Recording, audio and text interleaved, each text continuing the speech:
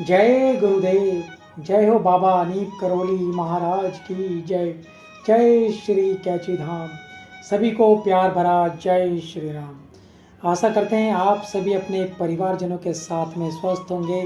इसी कामना के साथ बढ़ते हैं बाबा जी महाराज के आज एक और चमत्कारिक प्रसंग की ओर। ऐसी जगह पर रहना बहुत मुश्किल होता है जो जगह बहुत ही जर्जर हो जाती है, परंतु बाबा जी महाराज उस जगह पर 5 दिन रहे। कैसे रहे पूरी तरह हम आपको इस प्रसंग में बताएंगे। बने रहिएगा हमारे साथ इस प्रसंग में अंत तक, ताकि आप समझ सकें किस तरह से बाबा जी महाराज उस जर्जर मकान में, कमरे में या फिर धर्मशाला में, जो भी हम कहीं कह सकते हैं। बहुत से लोगों का प्रश्न आता है कि हमारे ऊपर बाबा जी महाराज की कृपा हो रही है या नहीं, कैसे पता लगे। अगर आप बाबा जी महाराज की कोई भी वीडियो देखते हैं, बाबा जी महाराज का छवि चित्र आपके समक्ष आता है, तो इसका मतलब है कि आपके ऊपर बाबा जी महाराज की कृपा होनी शुरू हो गई है। तो बढ़ते हैं आज के बाबा जी महाराज के इस चमत्कारिक प्रसंग की ओर। बात 1960 की है, जब बाबा जी महाराज अपने कुछ भक्तों के साथ में चित्रकूट यात्रा पर गए थे।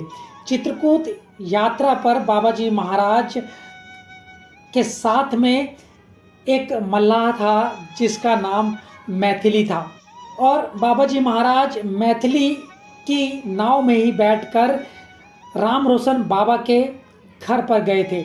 जब बाबा जी महाराज राम रोशन बाबा के घर पर पहुँचे तो उन्होंने बाबा को दतिया धर्मशाला में भेज दिया, जहाँ पर बाबा जी महाराज को उन्होंने ऊपरी मंजिल पर एक जर्जर कमरे में ठहराया। इस कमरे को फर्श के नीचे लगी जो बल्लियाँ थी एकदम जर्जर हो चुकी थी। यानी कि कहने का तात्पर्य यह है, जिस कमरे में बाबा जी महाराज और अन्य भक्तों ने ठहरना था, उस जहाँ पर उन्होंने ठहरना था उसकी जो फर्श की जो बल्लियाँ थी नीचे की तरफ, वह पूरी तरह जर्जर और ख़त्म हो चुकी थी। ऐसा प्रतीत होता था कि बिल्डिंग यह धर्मशाला कभी भी ध्वस्त हो सकती है। परंतु बाबा जी महाराज अपने भक्तों और माँओं के साथ इस कमरे में लगभग 5 दिन तक रहे, और 5 दिन तक रहे तो सही, रहने के साथ साथ भजन कीर्तन भी भक्तों द्वारा किया गया, और साथ साथ नृत्य आदि के कार्यक्रम भी इस धर्मशाला में निरंतर होते रहे।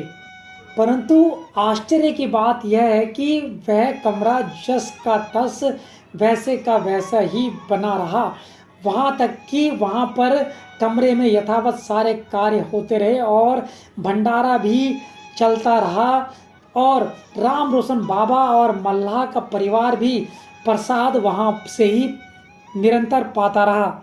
सब कुछ यथावत चलता रहा, और जो बाबा जी की दिनचर्या थी वह भी उसी तरह से चलती रही। लेकिन होता क्या है, जिस दिन बाबा जी महाराज उस कमरे को छोड़कर अपने भक्तों और माँओं के साथ निकले चित्रकूट के लिए, जैसे ही उन्होंने प्रस्थान किया, उसी दिन वह कमरा खंड खंड होकर बिखर गया। अब तक उस कमरे को कौन रोके था, उसे सिर्फ और सिर्फ बाबा जी महाराज ही जानते हैं।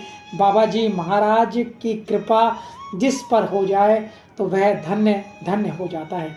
आशा करते हैं आज का ये प्रसंग आपने पूरा सुना होगा और आपको यह पसंद भी अवश्य आया होगा। इसी कामना के साथ जय गुरुदेव, जय हो बाबा अनीप करोली महाराज, जय उत्तराखंड, और आप सभी का बहुत बहुत धन्यवाद धन्यवाद धन्यवाद।